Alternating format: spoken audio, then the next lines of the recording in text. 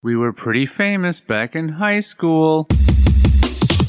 Trust us! Had a whole future ahead of us, but now we suck. All that potential now is flowing in the aqueducts. Through the sands of time, many did forget. But now our time has come to resurrect. But a podcast? Sad I know, but can you blame us? We are desperate to be much more than high school famous. Hello and welcome to High School Famous, the weekly podcast that Matt and I do. I'm Matt.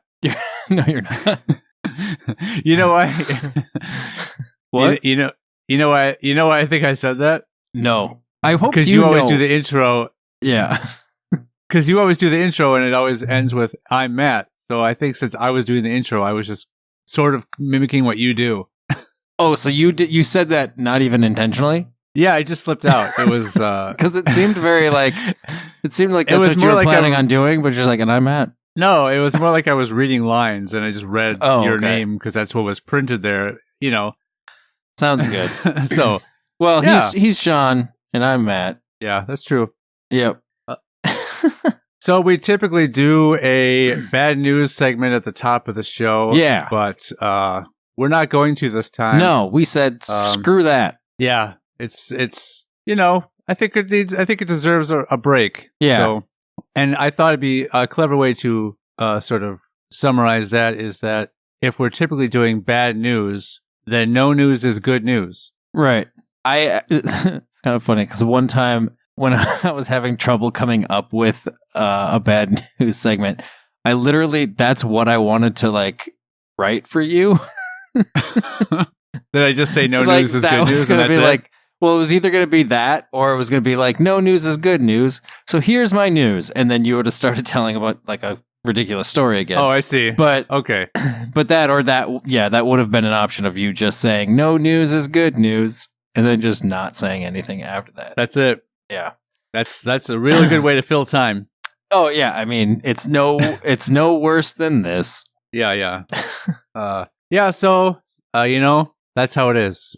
Yeah, Live with it's if people like it, we can definitely try to bring it back. I think it was just something we needed to take a break from for a minute. That's all. One, it's, you know, we just want to try to find out some new things to do, and two, sometimes it's hard to figure out what to write all the time. They don't need to know this. I mean, And I like how your why first lie? well, I like how the first reasoning is we need to try to find new things to do, but we didn't have Well, yeah, we're news not. we didn't replace this with something new to do. Well, not yet. Yeah, we'll figure that out at some point. As time goes on. So who knows? Maybe by next week we'll have something new to present at the top of the show. And you'll find out if there's a bad news next week. Yeah, That'll determine if we found something new or not. Yeah. If we do bad news next week, we were not able to think of anything else. Right. Which shows how much business we have doing or being in some sort of entertainment. You know, on any kind of medium. Right. Yeah. I mean, I guess we're not the ones who can determine whether or not we're entertainment or not. True, but one thing we should have in our skills set is being able to generate content, and if we can't, Right. we either need to hire those that can generate it for us, and we're just the voices of Right. of their work, or we just get out of this podcast game. So true. Well, this is horrendously upbeat to start with. Yeah. So this is a funny thing. We don't know if this is going to end up being legit or if it's going to be like a bot or something. But I already forgot. we did receive a message. Yeah, we received a message on Instagram, and it was from some profile that doesn't have a picture and doesn't have any posts or any followers or anything. But they said that they have a client that is looking for podcasters to receive a sample of their product in hopes that we would then review said product, and then they would help promote the podcast of anyone who's willing to do this. And anyone who's a regular listener of podcasts, I don't know how wide their reach is, but I know that most of the podcasts I listen to, or some of them anyway, have this product called Manscaped. Yeah. And this is a similar, it's seemingly a similar type of product called Smooth My Balls. And that sounds awesome enough. It's so much more on the nose. Yeah. I mean, Manscaped, you can figure out what it is by the name. It's a clever name. But yeah, Smooth My Balls is not trying to hide anything. It's not trying to be clever. It's just front and center. With Manscaped, immediately, like, my mind goes to, like, oh, just, keeping stuff trimmed and looking nice. But it's like, Smooth My Balls means, like, no, we hate hair. Yeah. We want this gone. We want you to be, like... Well, and... like a baby's bottom. And I guess if they listen to this, if the first thing they hear us say about their product is that we're comparing them to their competitor, they might not want to have us endorse them. But we'll just say the other guys. The other guys, their name does. The other guys, their name doesn't focus on a certain area of someone's body, right? It's just it suggests the whole air. It's like, well, that could mean, if you want to trim your chest hair or your armpit hair or anything. Your beard, yeah. I know some podcast host that uses it strictly to keep their head buzzed down. They don't use it for what it's intended for. So, but this Smooth My Balls, they're like, clean up your nether areas and get it looking shiny. Right. Shiny and smooth. So I know you checked out the Instagram page for Smooth My Balls, and I went on the website. There was a link in that message that told us to directly contact them. Which is weird because if it's someone who has them as a client, you would think that they would reach out to them on their behalf, saying, High School Famous podcast is interested in reviewing your product, right? Right. But they're just telling us to message them directly. Right. So as far as what this person's services are that they provide to have Smooth My Balls as a client, I'm not sure. I guess they just seek out podcast hosts and say, if you want to review their product, let them know. I guess they are spreading awareness. I wouldn't have heard of this product otherwise, so I guess they're doing something. Spreading something, yeah. Yeah, they're spreading something, all right. And it is smoothing my balls. Yeah, they're spreading the smooth. Yeah, and holiday cheer. So yeah, everything, I mean, it looks legit. I mean, I don't know who would put together such an official looking fake website if it wasn't a real product. Right. So yeah, I think we're gonna do this. We're gonna send them a message and say, why not? Let us, we're interested. What could it hurt? We might have an actual sponsor. And who knows if they'd be a returning sponsor or how often this might be a thing, or if they just want one review to be done. Yeah. I mean, at this point, we've already talked about them for nothing. I know, enough. Yeah. But it's, and it looks like they have a few different products, so maybe they would want a review done on everything. I see about 6 different things listed on their products page. Okay. But I like some of the names, and so I wanted to go over those just because they're entertaining. One of them is called Hedge Clippers 1.0. Okay, I assume that's like a shaver, like an electric shaver. Most likely. I haven't clicked on these to see what they are yet. I'm just looking at the drop down list and just the names in at all. There's Turf Chopper 3.0. Ooh. So that suggests that there was a 1.0 and maybe even a 2.0 Turf Chopper, but their product list just has 3.0 for Turf Chopper. Let's see. And then we have the Pube Muncher. Oh, well, that's Pube Muncher 1.0, and these are all trademarked. Of course, so after the number, they've got a TM there. But these 3 names, they don't have a numeric value afterwards, so it doesn't seem like they're tracking the versions that are coming out. But we've got a Sack Mat, we've got some Ball Balm, okay, and then we've got the Sack Fresh. Sack Fresh. So, I mean, I don't know if you want me to click on these and go into detail on what they are, or we just want to stick with the names being hilarious. Yeah, we're good. What was that I think one? We're good. So the ball mat, or what's it? The sack mat. Sack mat. Okay. Yeah. There's a Sack Mat and there's Sack Fresh. That was my nickname in high school. Both of those are one word. So the name didn't carry on afterward? No. That's what's weird. Like, everyone always says that as a joke of like, oh, that was my nickname back in college, or that was my nickname back in high school. Why did it die? Why did it die after that area of your life? But then the item that has the word ball in it is the ball balm. Yeah. Which I get it's a funny little thing, but that makes it the hardest thing to say out of this whole list of products. Ball balm. I think I found your tongue twister for the week. Ooh. Yeah. Pube Muncher is probably the top. And it's like the top name for me. Yeah, that one's the most direct. Because the other ones were like, hey, a fun play on the hedge clippers and the right? turf. So yeah. So those names are a little more. It's more like a clue, or it's a clever. Yeah. It's not right on the nose like Smooth My Balls is. So right. So I like it. Looks like it's a pretty new company, which could be why they're coming to us for why they're reaching support. out to us.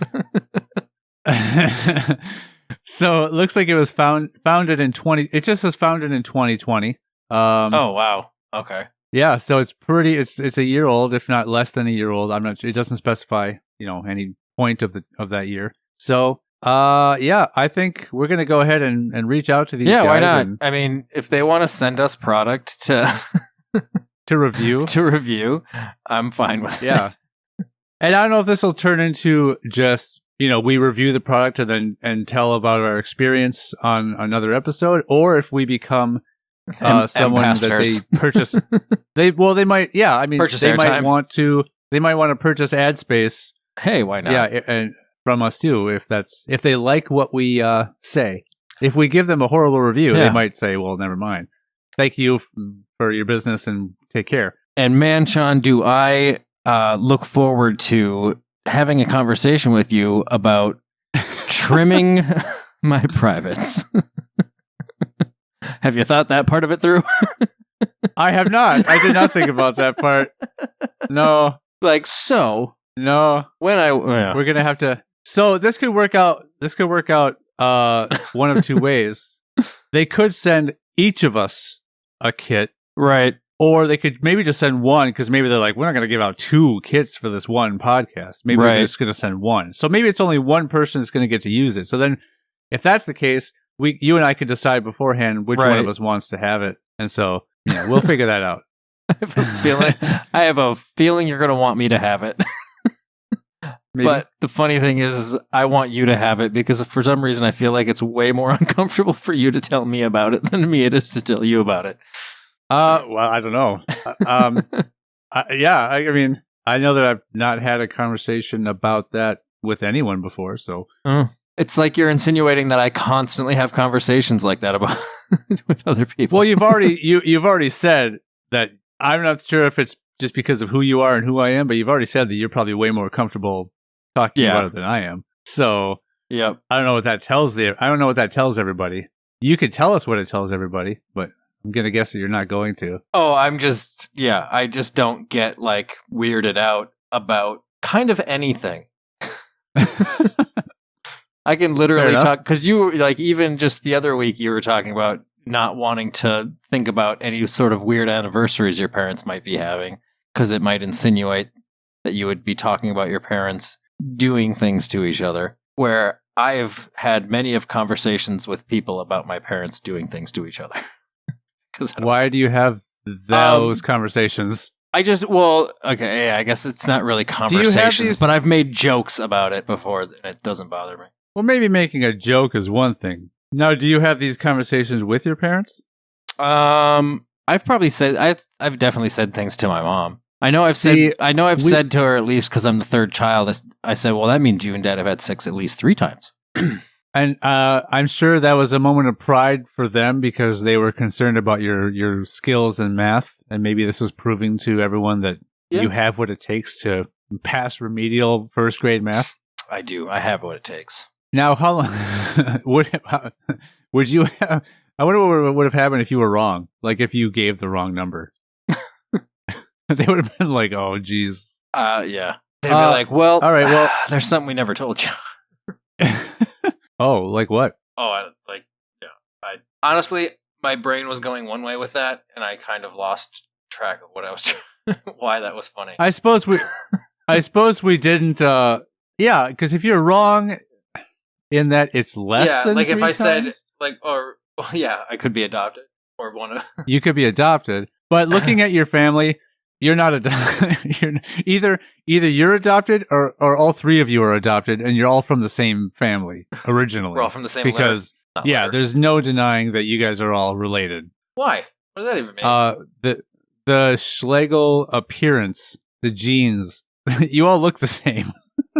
I'm not sure if I should be insulted by this conversation. You obviously look different. You look like you, and your sisters look like your sisters, but there's a lot of Schlegel. And I guess I shouldn't say it's Schlegel. I don't know if it comes from your mom's side or your dad's side, but right. There's definitely some defining genes. So I don't know why I feel so insulted right now. that you resemble your family members? For some reason, that just seems like there's definitely some genes. Like, I don't know if it's the way you're saying it. Well, I mean, you all have that ugly face. No, that's not saying that. You may as well have said it. But it could be the same the other way. It could be that, let's say there's a family of, okay, let's look at the Kardashians. They are regarded as, well, I'm just saying they're regarded as attractive people, and they all look similar. So, I mean, that could be because they've all been made to look similar because they have to look a certain, they're all designed a certain way. Yeah, they're designed to look alike. We'll say that. I'm not sure how alike they looked before reality TV, but they've been designed to look similar. Anyway, the whole point I brought them up was... ever brought up the Kardashians on this show. I think so, and we made it almost a full 25 episodes. I definitely will aim for it to be the last because I don't want to give them any undue publicity, any free publicity. Right? I don't think they don't need our help by any means. I mean, they're not. They're no smooth my balls. They're not hurting for publicity. Yeah, but I don't want to contribute to their exposure, and then their following increase in wealth. They expose themselves enough. Yeah. They got rich exposing themselves. Yep. All right, squash it. That's the end of the discussion about that family. Done. So where were we? Oh yeah. So anyways, smooth my balls. You look like your family. Smooth my balls. Don't say it like that. That's it. You look like your family. Smooth my balls. Oh man. So yeah. So I had this thing that okay. So I decided when I had ideas or when something struck me as interesting, I just started back when I had ideas. Yeah, right. I started just texting myself so that I wouldn't forget to mention things. It's similar to a voice memo or something like that. Yeah, but so the fun thing about texting yourself is not only do you send it to yourself, but then you also receive it. So anytime I send myself a message, I get it twice, but or I have 2 copies anyways. So anyways, at work I will just put on like Pandora and just listen to music and stuff. You don't have Pandora you don't use Pandora News? No, I don't know anything about Pandora News. I made it up. I don't think it's real. But that's why that's why you pull up Pandora. You just decided to tell everyone that you use Pandora to listen to music, and that's pretty much the only thing you can do with it. Okay. So you're just being an ass? Yes. Perfect. Anyways, I will listen to my music on Pandora at work. Basically, I think I was saying it like that because there's a million other better streaming services out there. Because I'm sure everybody's like, you use Pandora when you should be using Spotify. Yes, I know I use Pandora. I should be using Spotify. I've been using Pandora since probably before Spotify started or before Spotify got popular. And all my shit's already set up on there. So I just have been sticking with it because it's easier than redoing everything on Spotify. Get off my back. This is my imaginary argument I'm having with people who aren't even giving me shit about it right now. With anyone, even fellow Pandora users are like, why are you using this? Exactly. But anyways, so I don't pay for this. I have my reasons. What are yours? I don't pay for like the upgraded version of it or anything. I just do the free service. So that's going to lead into what I'm about to lead into. But so my reasoning for like, I've been contemplating like paying like a monthly subscription for like a streaming service recently. Sure. But I realized my conflict with that is we're kind of like the CD generation of people. As in compact disc, not as in like creepy, weird people. Not CD, CD. And so I think what I've been so like back and forth on should I pay for a monthly streaming service or not? But what I kind of came to the terms with is that I've spent so much money on music over the years, like thousands and thousands of dollars on CDs and like downloading music and different stuff like that I'm just like, I can't bring myself to now pay $5 to $10 a month to just listen to that same music I've already paid for. So sure. it's just, so I got this conflict with myself. If you're someone that's going to like regularly seek out new music, right, then a service like that makes sense because you can just have access to anything that gets released. Yeah, but I feel like I'm at a point in my life where I'm just like, I don't care about new music. Unless it's like a new album by a band I already like. It's really hard for me to get into anything that's super new now. Occasionally there'll be something out there that kind of piques my interest, but it's been a long time. I'd say for me, the most recent thing, like I got into the Raconteurs. Yeah. And I'll consider them. I'll consider them like new music, and I think it was they've been around for a while. at least a decade. At least. Yeah, I think I'm trying to think of when like their second album came out in like 2007, 2008, I think. Oh, that far back, huh? I think so. Let me do a quick search here. Yeah, double check because like I remember like even their first album was 2006. Okay. So I think the second one came out in 8 or 7 or 8 or 9. Yeah, okay. Cuz I remember that because I was still working at that place in Eden Prairie at the time when the second album came out. So a band that formed 15 years ago, I'm right. like, yeah, that's the new music I like. Yeah.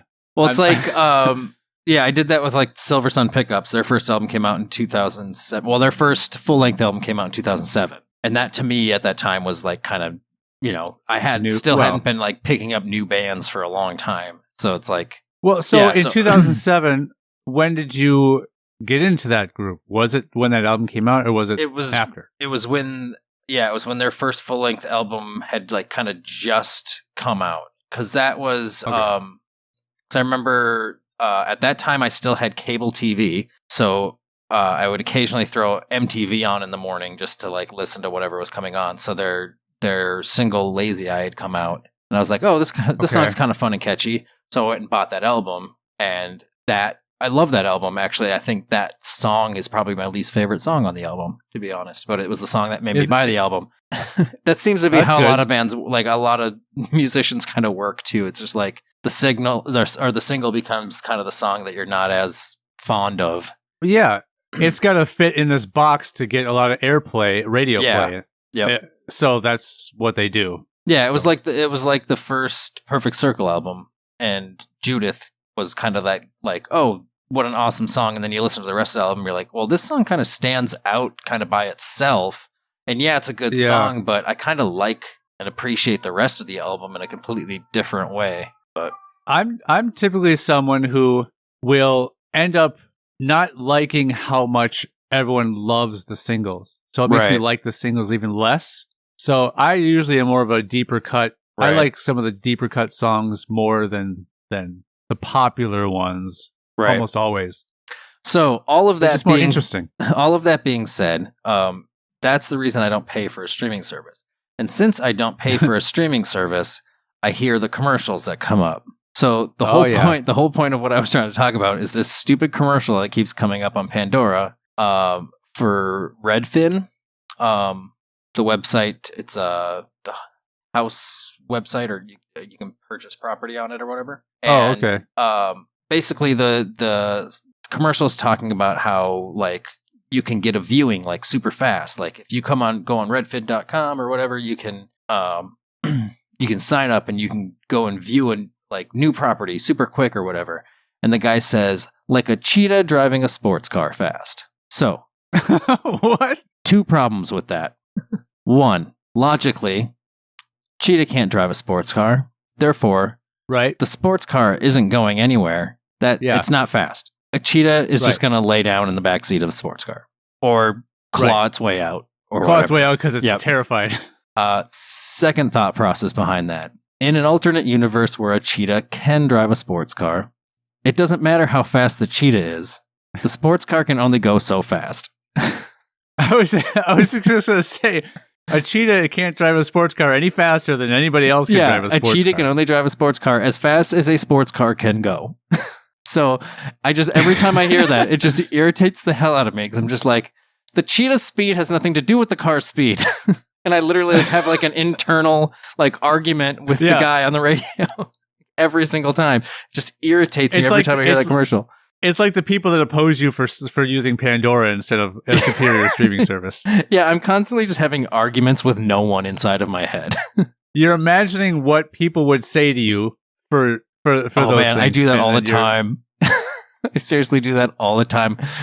Like pre-play arguments in my head.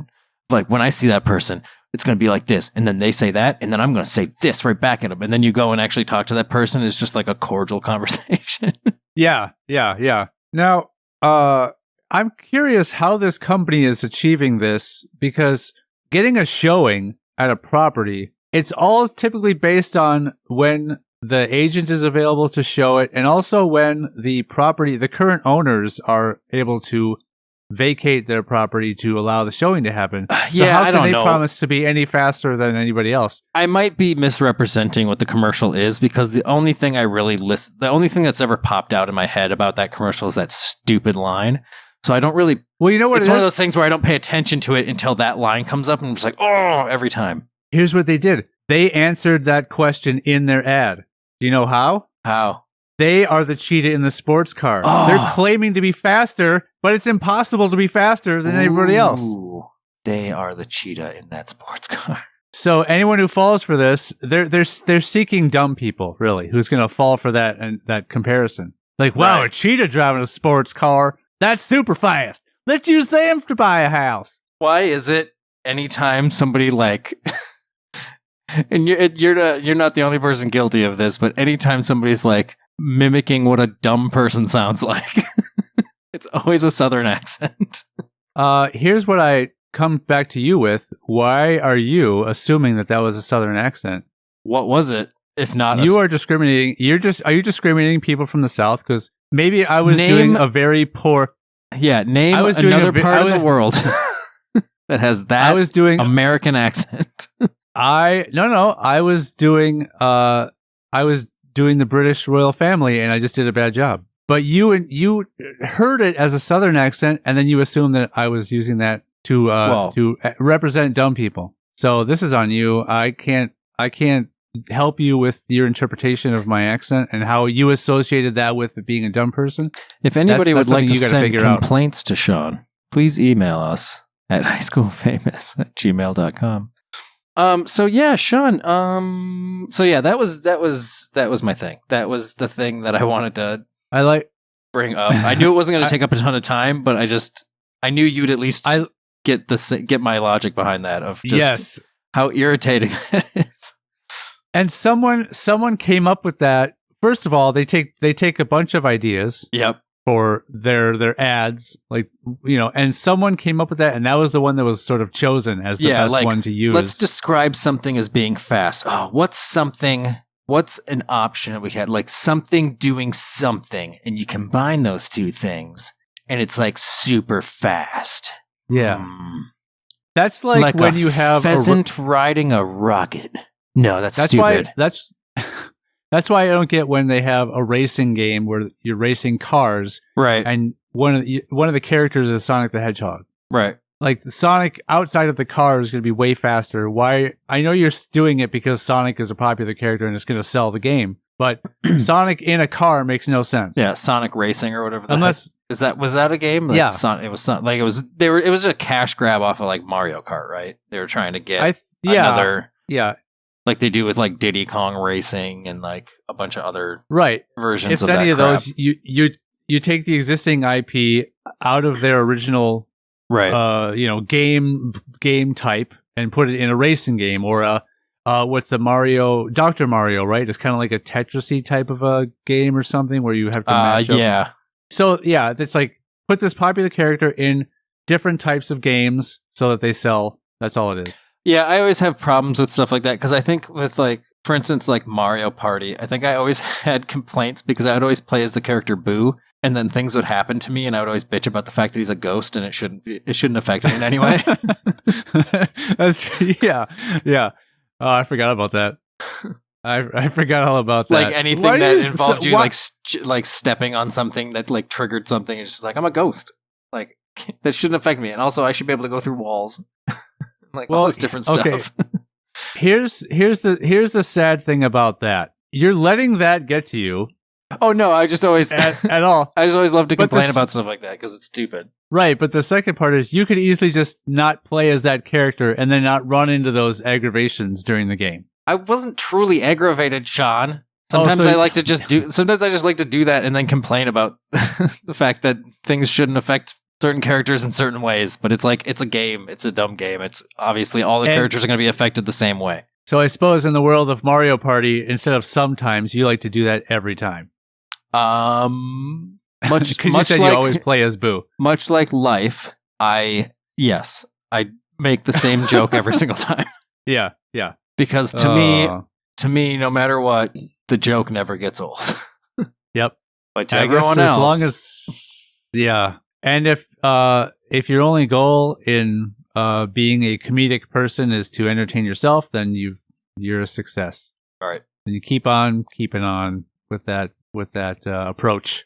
Now there are comedians that can have that, right, where they have their sort of like their hits, their greatest hits of bits, right? And so they'll come up with new material, and then maybe as like sort of a closer or an encore type of a thing, they'll cycle through the crowd favorites that they've already heard all the time, but they'll still laugh even though they're yeah.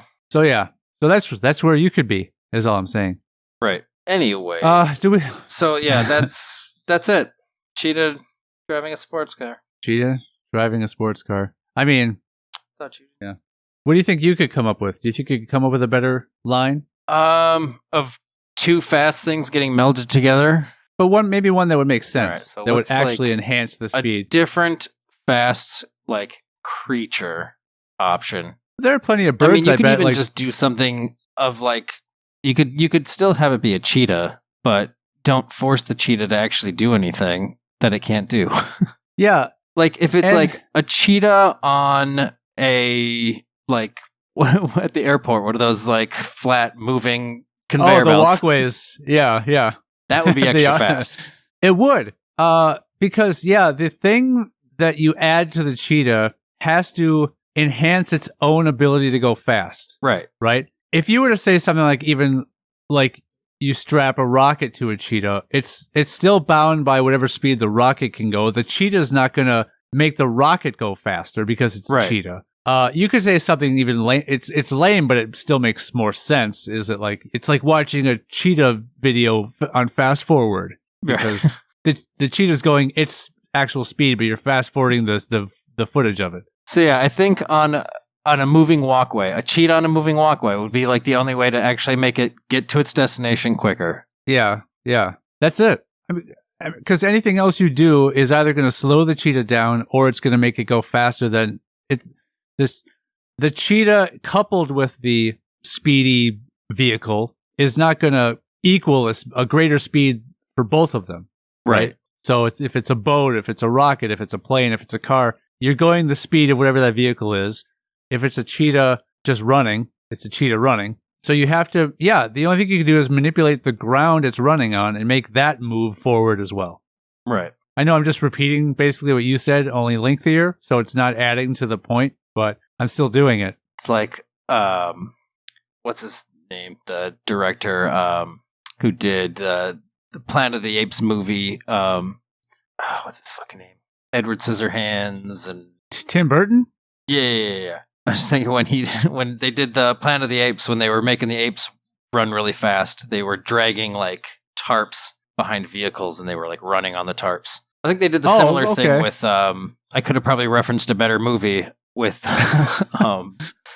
Captain America Winter Soldier when they're running through the tunnel and they're going faster than the cars. Like that? I just thought that I'd never looked into what they did. I just assumed they had the cars kind of going really slow and then maybe just with a clever camera motion and them running to make it look like they were running a lot faster than they were traffic. Like dragging things behind vehicles that they were running on. That's pretty cool. Movie magic.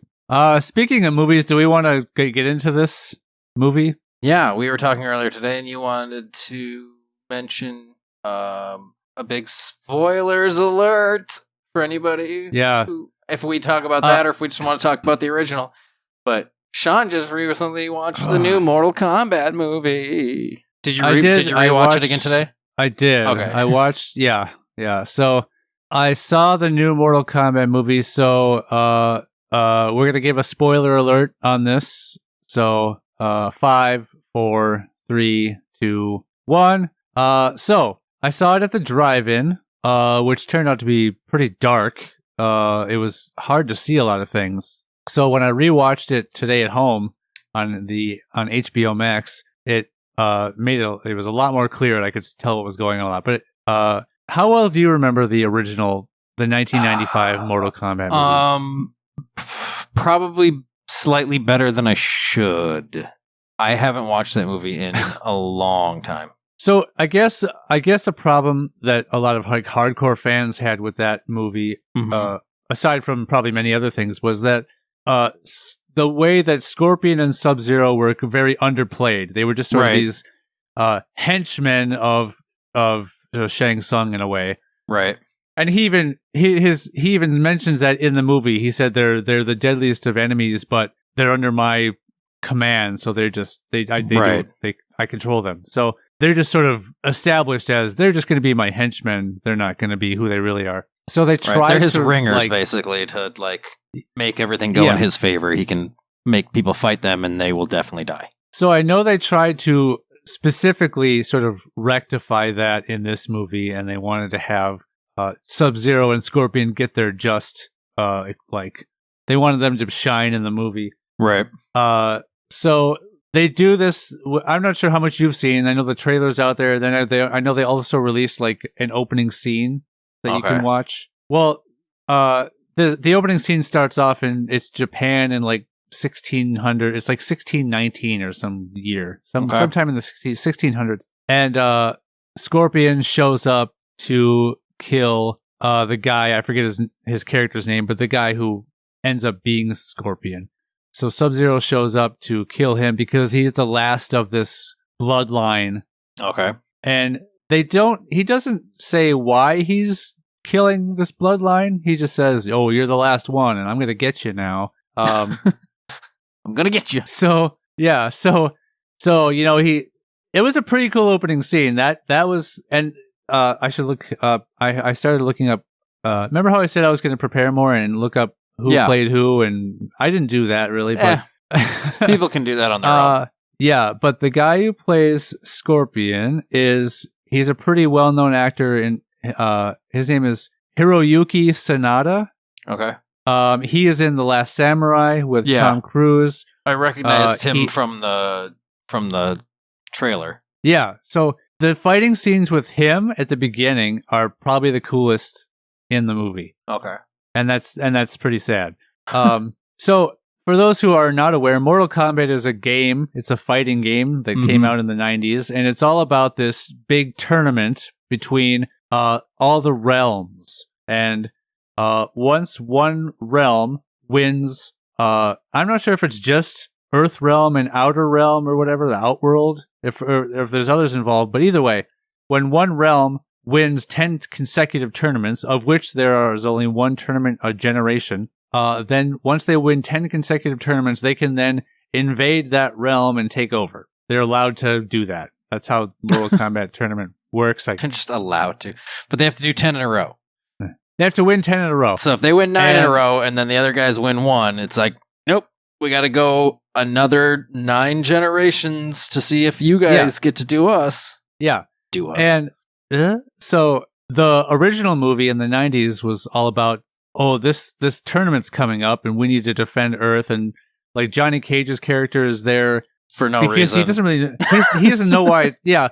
Shang Tsung just tricks him, like convinces him to go there pretending to be someone he knows, right? Like his old, like, I don't even remember. Okay. Yeah. So I rewatched the original too. So Shang Tsung shows up on the movie set that Johnny Cage is filming a scene in. Right. But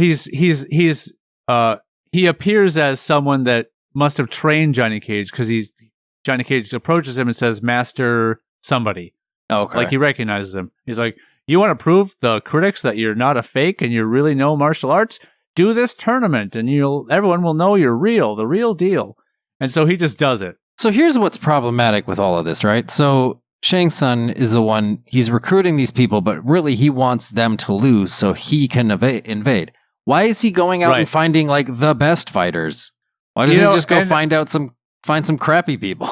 I had not thought of that until I was just explaining what he did, and then you said it. I'm like, yeah. Why was he finding the best people? Or just not recruit anyone? Right. He could have not told Johnny Cage to go. Right. And he wouldn't have been there to fight him. That's an awesome point. So anyway, this new movie, they talk about the tournament, and Shang Tsung's goal is to make it so that they have no opposition to win the tournament. Right. So they're gonna kill all of Earth's champions before the tournament. Right. That makes more sense. And therefore they have no. They could just declare victory without ever having to fight anybody in the official tournament, and then they just win. Right. Or they'd have crappy competitors. They'd have whoever's the best. Whoever's left on Earth that's the best is going to be not as good as the people before that. Right. So in this movie, there's no Mortal Kombat tournament. It doesn't happen. It's not like it eventually gets to it. It doesn't. So the whole movie is all the fights building up to the trying to get to the tournament, of them trying to kill all the people before the tournament. The movie is the fights between Shang Tsung's crew and Earth's crew. Maybe that was the tournament all along. Oh, it's a fake out. It's like it's a backdoor. It's a backdoor tournament. They are the cheetah in the car all along. Oh yeah, they've been. Oh my god! I thought it was a human driver. The tournament was the cheetah. So anyway, Sub-Zero kills the guy. Hanzo Hasashi is his character's name, and he also before that killed his wife and his son. So now the bloodline's done. Mm-hmm. But before he was able to kill the wife and son, the mother, had a baby. Passed her bloodline onto it. Okay. No. Oh no. There was another baby that Sub-Zero was not aware of. And the reason the baby was not known about was because before this was happening, the baby kept on crying. Mm-hmm. But then once they hid the baby in like a dark area, the baby, I guess, was no longer scared of anything or being a baby. So the baby just was completely silent. So the baby is Bane because it was born in the darkness. The baby. So the baby that was constantly crying just before that was shoved away into a very dark place and separated from its mother, and just decided at that time to stop crying and not get noticed. Okay. So makes perfect sense. Right. So anyway, then they cut to present day, and you're now introduced to this guy named Cole Young. So it's always, and he's not it's always difficult when they say present day, because now if I go watch a movie from a while ago and it says present day, I'm like, no, it's not. I don't think they say. I don't think they actually say present day. I'm just saying we're in present day. Okay. So you get introduced to this character named Cole Young, who is not from Mortal Kombat history. He's just a made up character for this movie, and he's supposed to be the main protagonist. Okay. For some reason, and not any of the interesting characters that exist in the Mortal Kombat world. Right. So he's just like a low level sort of cage fighter, and he's not good. they show him doing one fight and he gets beat up, but he has this marking on him. Right. Oh, I don't know how specific of the whole movie I should get, but I forgot to mention that after Hanzo, so the guy who will become Scorpion, after he's killed, Raiden just shows up and grabs the baby and leaves. It's like, here's my opportunity. Right? Yoink! And just... Yeah, so that, I guess it was, just so the baby would survive and the bloodline would carry on. But I don't know why Raiden cares about this guy's bloodline. They don't establish that either. They just, anyway. Raiden is the Dumbledore of this series. Yeah. So basically what we're going to find out is that Cole Young is a descendant of... Okay, I was going to say... Hanzo. He's a descendant. He's not the... I was like, he's the baby. I'm like, what the fucking 1600s? Right. No. Okay. Yeah. No, he ages very slowly. He's a very distant relative of that. So gotcha.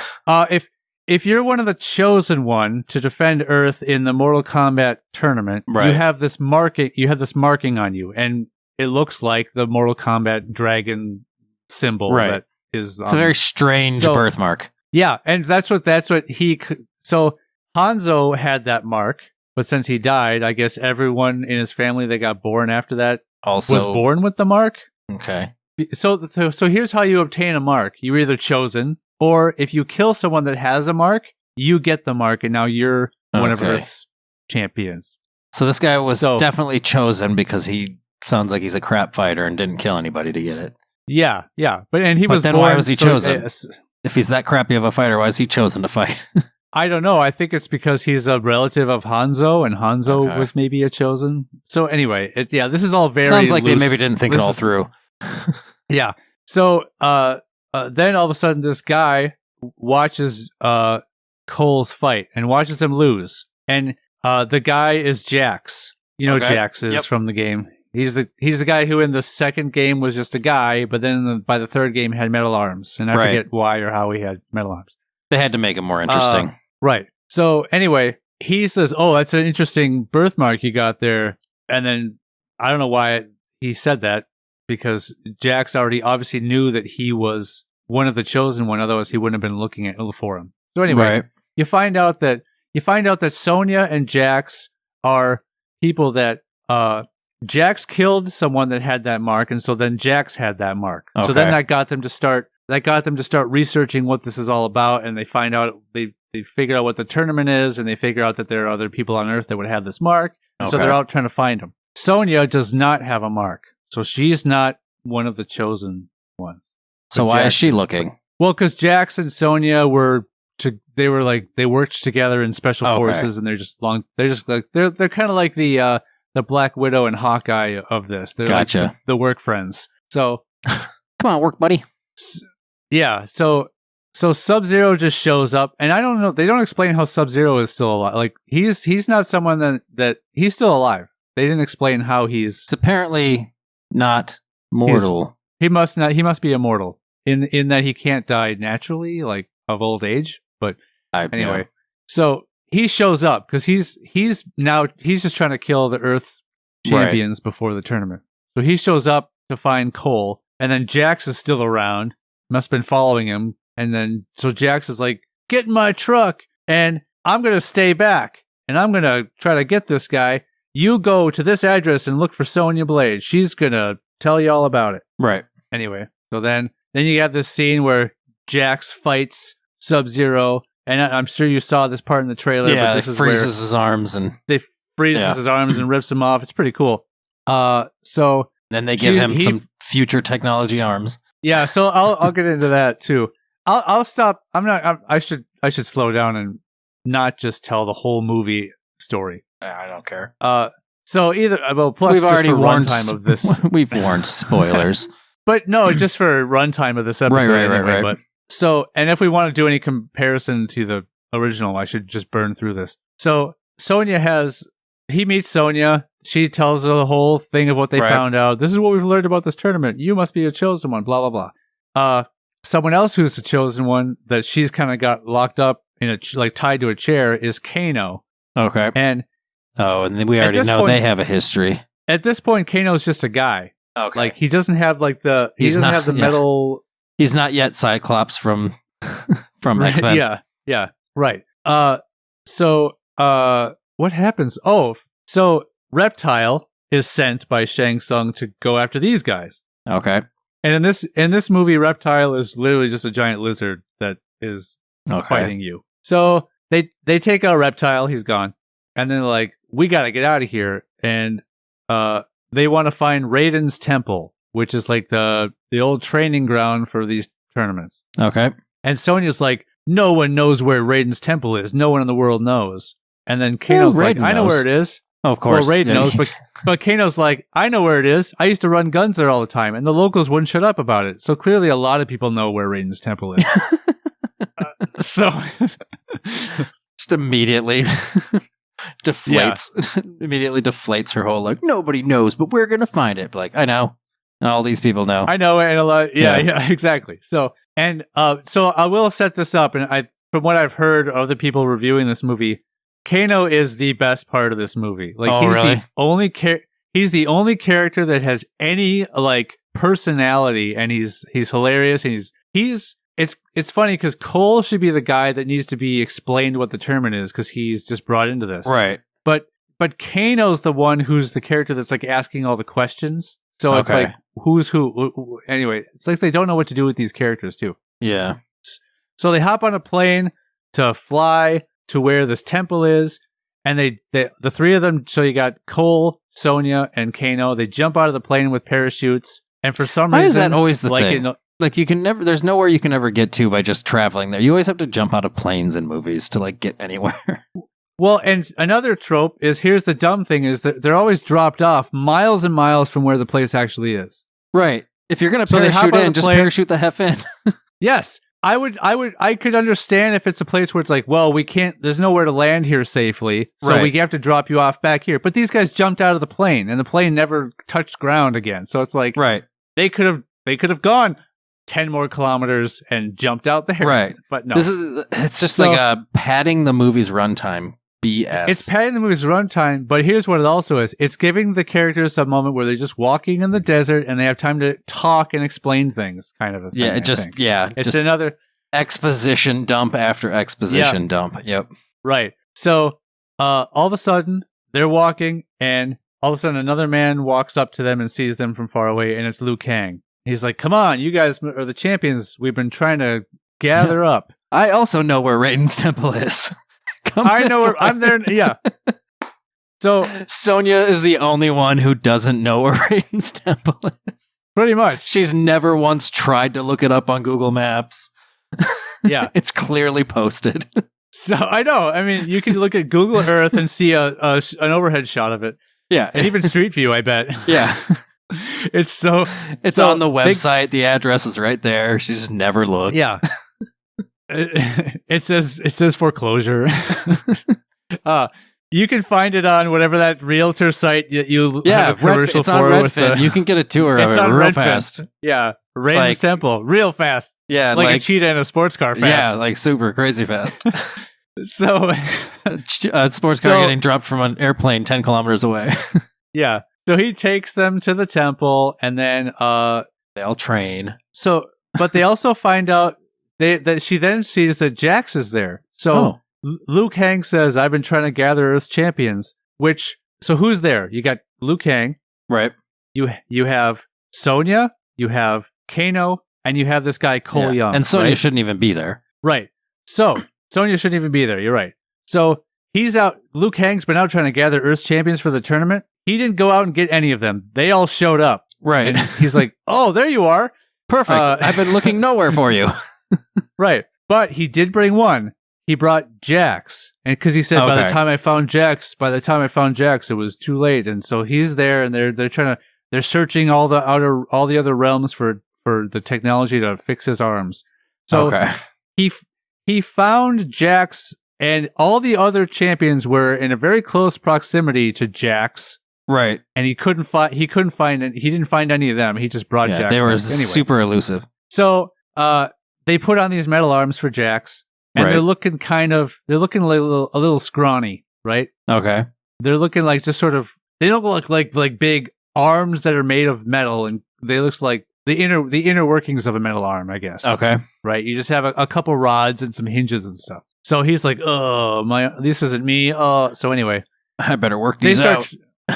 Yeah, so he's like, so Liu Kang is like, oh, the tournament this, the tournament that, we got to train.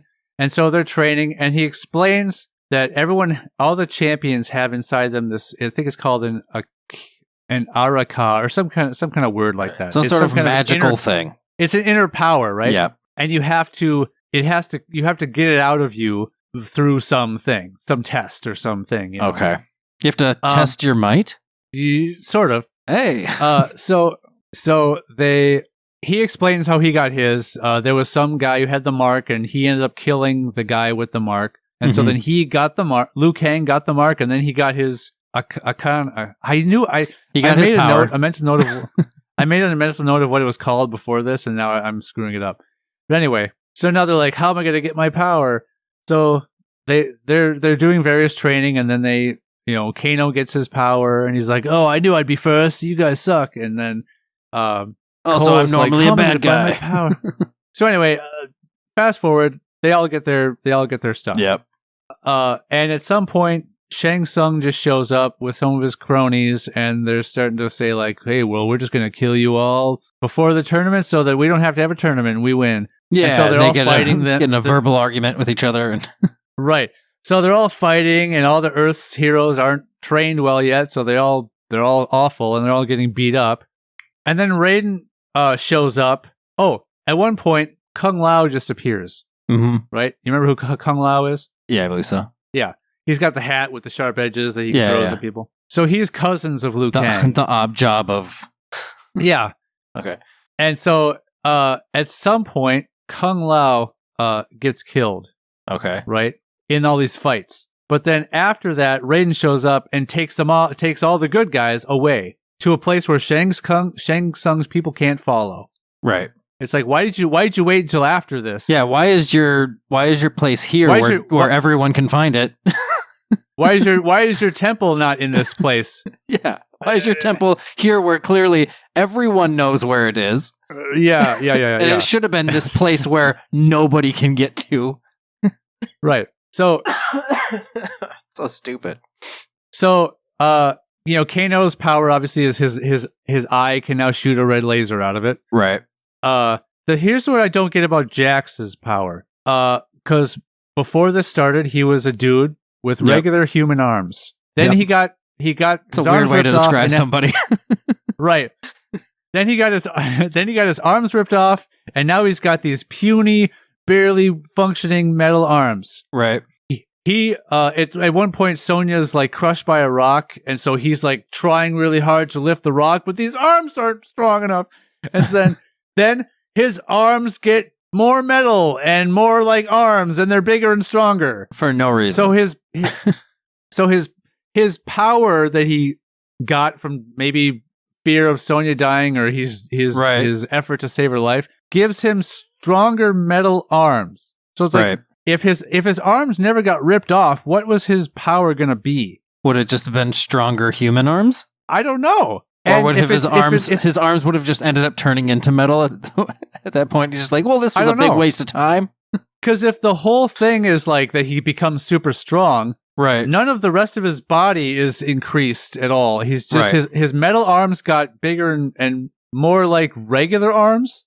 Here's the other problem with that too is if you like the rest of his body didn't gain any strength, so all this added weight from these metal arms would be so bad for the rest of his body. Like he would crush himself under his own weight at that point. Right. And there's a couple scenes that you have in Outworld, right? Outworld is, and you might have seen a quick shot of it in the trailer where you see a woman, you see the back of her, she's walking, she has like swords, kind of in their sheaths behind her back. Okay. And you just basically see like a sort of a gray landscape. Okay. And that's all you see of Outworld is just this big, vast gray landscape.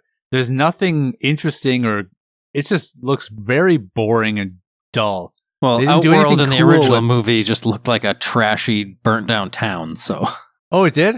I believe so. I don't remember. Because isn't in the first movie that's where they went and fought Reptile? It was in the Outworld, and it was just this rundown looking like place.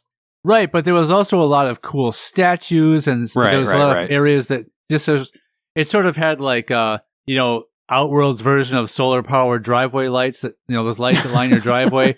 There's just it's little just bits of fire just lining a path. But there was cool stuff like that in it. And that in this Outworld, it's just like, it looks like a quarry kind of. Okay. Like there's just sort of this big valley of dirt. Anyway. Also, in the game, and so there's Goro, right? What's the cool thing? What's one of the cool things about when you get to fight Goro? I don't remember. You go to Goro's lair. Okay. Right? You go down to Goro's lair and you fight Goro in his special level that's just for him. Okay. And he's this big beast with the 4 arms and he's terrifying. In this movie, at some point, before Cole's character can find his power, he's like, I'm not going to find my power. And Raiden's like, we don't have time. You're not going to find your power. You seem like you're not into this. Here's my portal I made. You can go back to your family and just get out of here, because if you don't have it in you, whatever. Right. So he sends him back to his house, which is like a little dinky house with like gravel driveway, and I think there's like a pole barn there with crap in it, or like a barn. Mm-hmm. So Shang Tsung sends Goro there to kill Cole. Right? Oh, so we get a farm fight. Goro fights at the farm. You get to see Goro's fight in a gravel driveway at some cheap rundown farmhouse. I'm like, this isn't awesome at all. And this is where Cole finds his power, because Goro's about to kill Cole's wife and daughter. Oh no! So he's like, "Oh, now I'm mad, and I'm gonna fight you." Oh, now I'm mad. And his power seems to be. He's wearing this bracelet. And I don't know if this is a bracelet like his daughter made for him or something, but he's got this bracelet on. It's a Lance Armstrong Live Strong bracelet. Yeah. It's a what would Jesus do? There you go. Yeah. So all of a sudden out from this bracelet spews all this sort of like suit armory stuff. Okay. It's that mystical energy. It just kind of wraps around his torso, and now he's got this new outfit. And your power is fashion. Yeah. And so now he's fighting Goro again, and he seems to be a little bit stronger from this suit. But every time Goro punches him, where he gets punched like illuminates red, like it seems like heat is building up. And then he eventually just sort of like grows these 2 weapons. And one of them looks like a billy club, and one of them looks like a billy club that's actually just like a blade. So he's now, one looks like a billy club, the other looks like a Billy Idol. So now he's just sort of like beating Goro up with this stuff, and then eventually, and maybe I'm getting this in the wrong part of the movie, but at some point, like some fire shoots out of Cole's hand. So that's what all the heat. That's what all the heat sort of buildup was. So it's from him very getting punched. Similar to the way, like, say, Black Panther's suit absorbs a bunch of energy, and eventually, boom, the energy expels, and And considering this is a completely made-up character that didn't exist in the games before Black Panther came out, which is crazy. That's where they got the idea. For the fact that Mortal Kombat has so many characters to choose from, why create a new, pretty much shitty-sounding character for the movie? I know. So you're getting the idea that Cole has something special about him, right? Right. That's the idea you were supposed to draw from this. Yeah, but really, it's no. So. He kills Goro in his gravel driveway, right? And defending his land. So then Raiden just like knows this and like opens the portal back up, and then he goes to his family. Buddy. So Cole goes to his family and is like, "It's not over. That's the door to the other place. I have to go." And so he goes and gets back in there, right? And Cole's the worst. So then Raiden takes them to this, the place that no one can follow them. Right. And so now Liu Kang's pissed off because Kung Lao got killed, right? Mm-hmm. And everybody else is pissed off just because they're pissed off, I guess. But so they decide suck at fighting. Okay, yeah, so here's the thing. They all suck at fighting, especially against these outer world, other realm super fighters. There's I don't know all the names. Hold on, I can look at it. there's someone named Natara and Okay. Melina. Mm-hmm. I think Natara has the one with the wings. Okay. Melina's the one that uses like a couple sighs, and her cheeks are ripped open, so her jaw is extra huge and has sharp She teeth does like and stuff. she did like the scream or something. Like Yeah, she has like a scream power or something. something like I that. can't remember. I know I know characters have certain things, but I never really remembered what characters did what. Right. So now they're like, well, hey, they're just trying to cheat and kill us all before the tournament. Yeah, So- unfair. So their whole idea, they're like, well, let's make it a tournament then. Let's all pick who we're gonna fight, and then we'll arrange it so we're fighting those people. So it's just us versus them 1-on-1. Yeah. And then they. We'll put our names on a bracket. So here's the part that's makes it really, really, really dumb. Okay, we haven't gotten I to the forget dumb which part one- yet.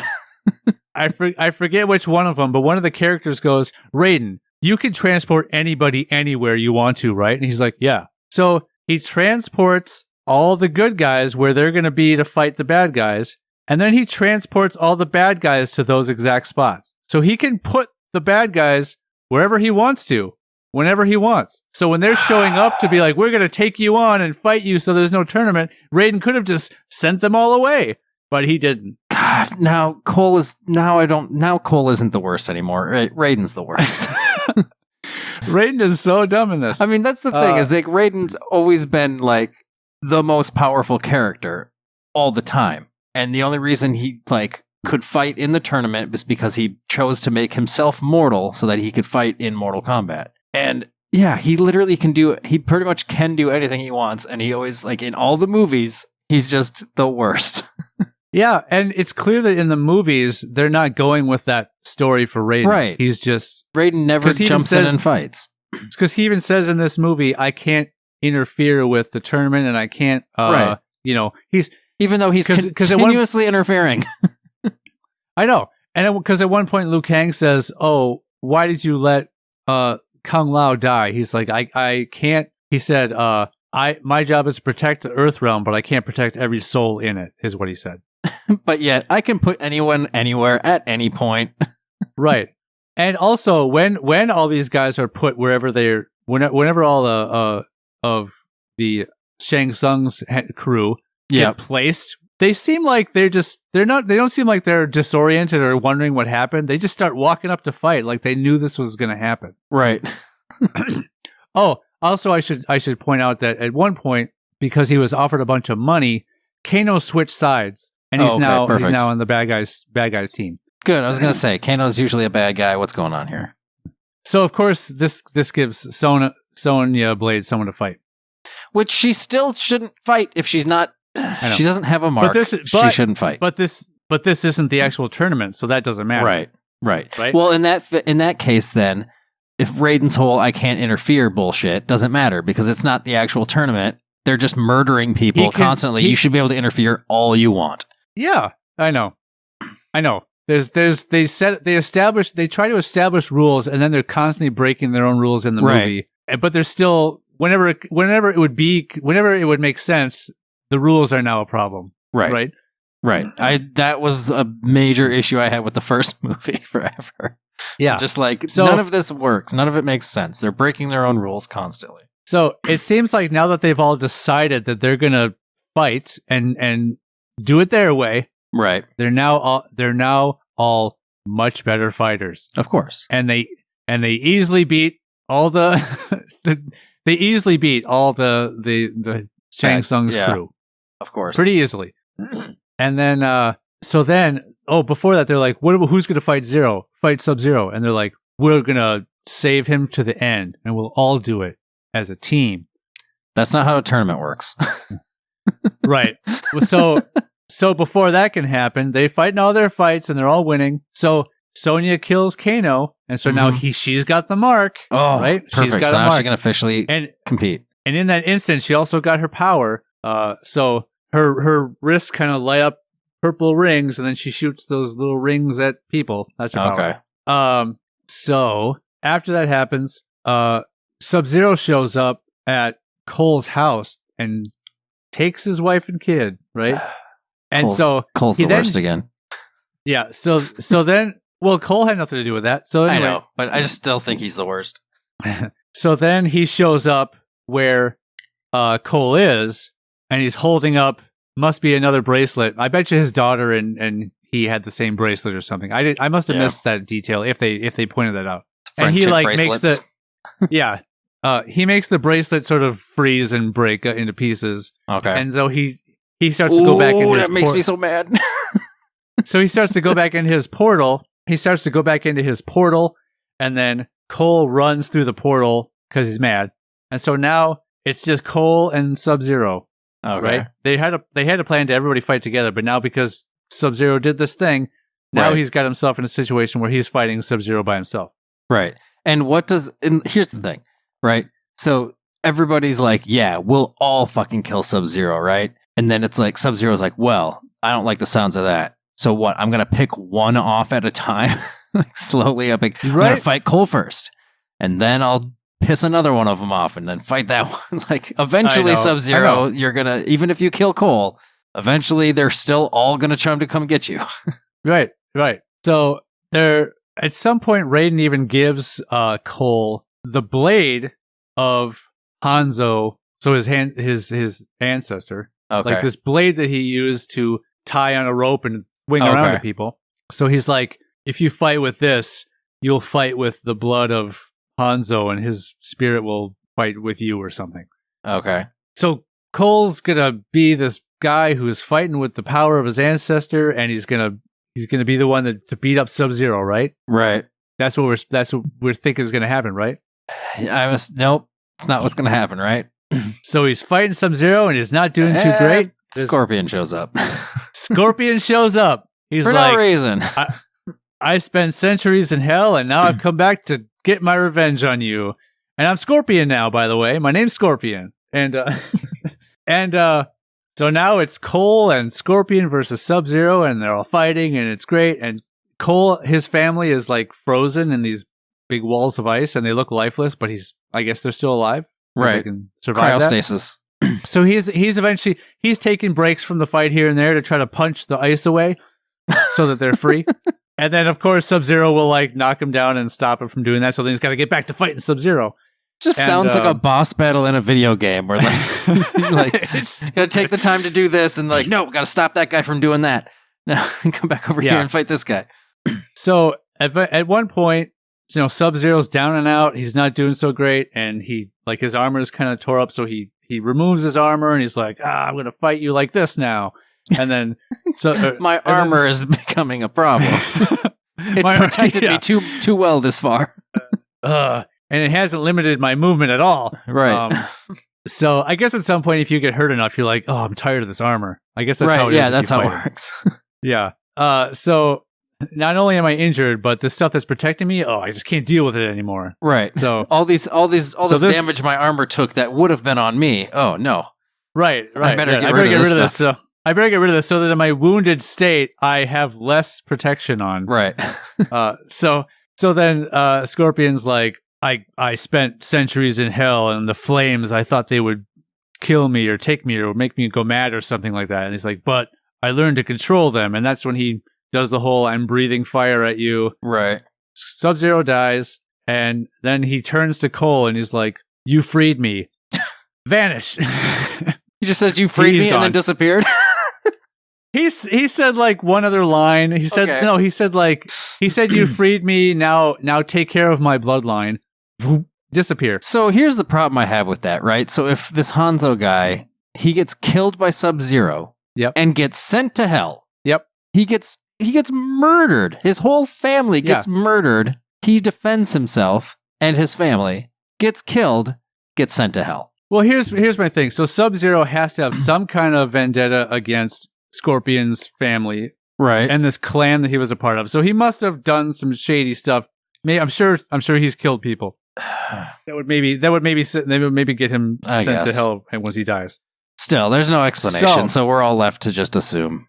Right. So there's another point where Scorpion smashes his hand down, and there's a lot of heat on the ground, and it knocks the family free from the ice. Okay. Right? And then Cole's like, why didn't I think of that? Right. I have firepower too. So now that the fight's over, Raiden and Sonya and Jax and Liu Kang show back up. They just appear there now. They're like, hey, we're here. We didn't show up while you were fighting, but we're here now that it's over. And so Liu Kang can just so Cole goes and he busts. They're in like one of the cage fight areas that Cole would fight in when he was a fighter like that. Okay. And so he breaks open one of the frozen shut lockers and he grabs a towel. He grabs a towel to wrap around his family that just got knocked out of a ice block. Like that's going to do anything for them. I would think maybe I should check out maybe one of the showers in here and crank the hot water on and get them to go over there. Right. No, I'm just going to wrap this one. Or you said he has firepower, right? Do that. Yep. Yeah. Set something on fire and let them sit by that. Yeah. No, so then Liu Kang is like, towel. right. So We're Liu not going Kang to check any other lockers, just this one locker. Yeah. So Liu Kang just goes, "Whoom, here, I'll warm you guys. Sit by me." And then they're like, Raiden's like, "Well, we did it. I guess I'm gonna go." So get this. Well, we did it. So obviously there's still gonna be a tournament, right? Because the tournament never actually happened, and it's coming up. Right. So then Raiden's like, "I better assemble a new list of champions for you guys to go find." Why he can't get them himself and just teleport them there? Who knows? But because he's going to assemble the list of who they are. Because he's got to make sure people are constantly in danger. Yeah. His job is to help no one and put everybody in bad predicaments. And make the odds that this team is put together in time for the tournament much less likely. Right. So he's like, well, all right. Cole's like, where to? Where should we? Who are they? I'll find them. So then he's going off to Hollywood. So he's going to go get Johnny Cage because Johnny Cage wasn't in this movie. Right. So and then at one point Shang Tsung was also there and he leaves, but he said because Raiden said, "Oh, I killed all your champions. It's all over." And so then Shang Tsung says, "No, it isn't, because death is just another portal." And then they show Sub-Zero and Goro kind of in their places dead, just kind of vanish away. So that must be the way. That must be the way that they can still use Scorpion and Goro in a next movie. Oh God! I mean, from the sounds of this, there shouldn't be a next movie. I mean, I'm guessing from what I'm hearing, it's not received very well. So yeah, I don't know if it's. I think the problem Mortal Kombat movies have had from the existence of Mortal Kombat movies is the story. I know. Cut out so much of trying to put together a story and just say there's going to be this tournament, blah blah blah. Like the games, everybody enjoyed the games.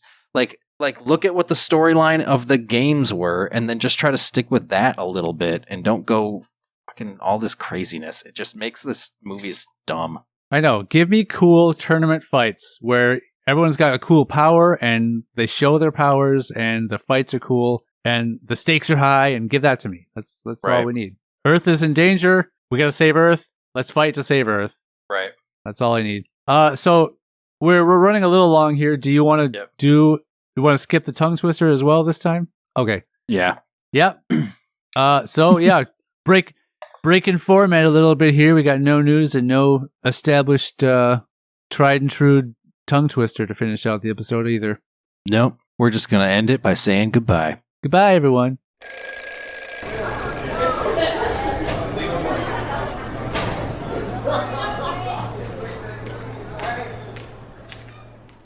If you like us, we're on Twitter, Facebook, and Instagram as HSFamousPod. Email us at highschoolfamous@gmail.com. If you really love us, consider donating to our Patreon at patreon.com/highschoolfamous. Remember, we love you and want to have your babies.